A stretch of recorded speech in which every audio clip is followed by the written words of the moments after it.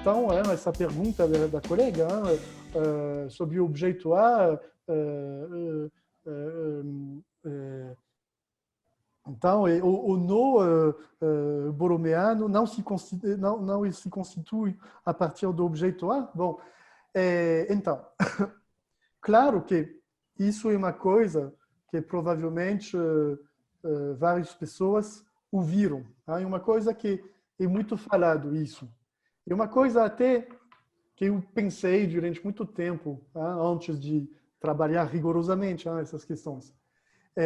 Pensar que o objetivo do nó borromeano é de manter bem preciosamente o objeto A.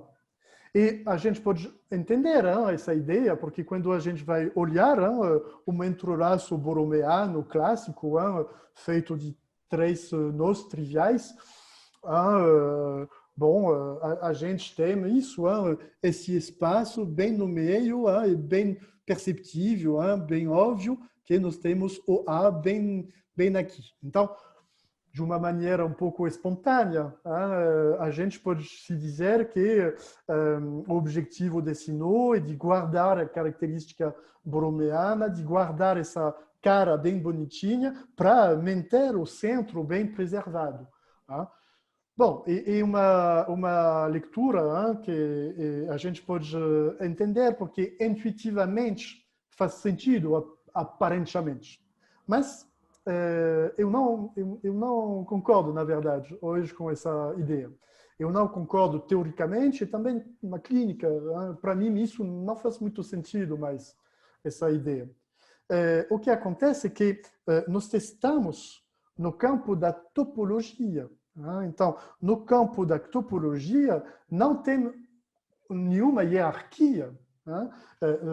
Uma figura, um objeto topológico como isso, o que é isso? Isso é uma figura, um objeto topológico que eu coloquei aqui no papel. Então, eu coloquei isso na segunda dimensão, mas na realidade, esse entrelaço é um objeto da dimensão 3.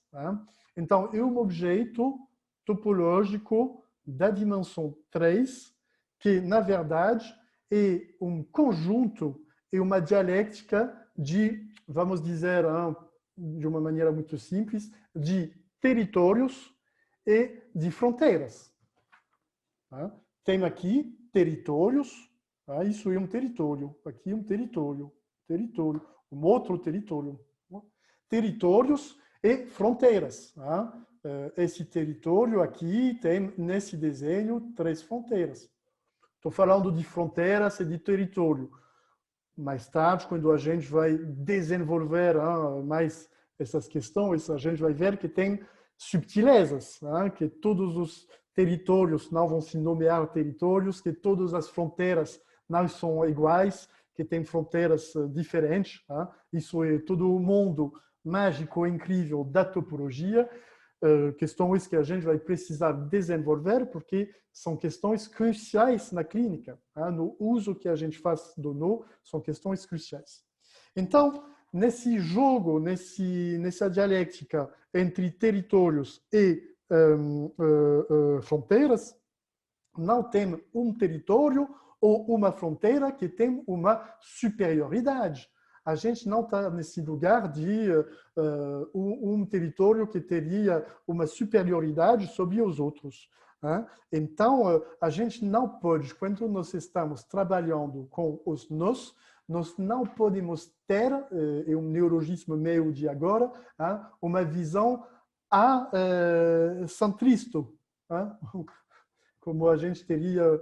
Bom, não é possível isso. A gente precisa se deslocar um pouco dessa noção acentrista, onde a gente coloca o objeto A um pouco no meio das nossas questões e das nossas preocupações. Isso faz sentido quando a gente está acompanhando o Lacan durante toda uma parte da obra dele. Durante muito tempo, a gente consegue entender que o objeto A é o objeto mais precioso do ser humano, do sujeito humano, que o objeto A tem uma importância demais da conta para chuchu, então a gente está um pouco acostumada com isso. Quando a gente chega na teoria dos nós, a gente precisa deixar essa noção, e mesmo se, sob um plano visual, o A está no meio, isso não significa que ele é o centro, no centro do dispositivo. Ele tem, a priori, a mesma importância que esse território aqui tem, a priori, a mesma importância que esse território aqui, ou que esse território aqui, ou que esse território aqui, etc. Então, isso é muito importante. Isso é a razão para a qual, é uma pequena indicação que eu vou dar de novo, que eu já mencionei algumas vezes aqui, não sei, mas durante outras sessões, durante algumas supervisões, a gente precisa ter um interesse quando a gente trabalha com isso, com essa parte de pesquisa do lado da filosofia, mas com interação com a matemática, que é muito recente, que tem 10 anos, menos de 10 anos, que a gente vai nomear de ontologia plana. Ontologia plana é todo um rio de pensamento, de pesquisas.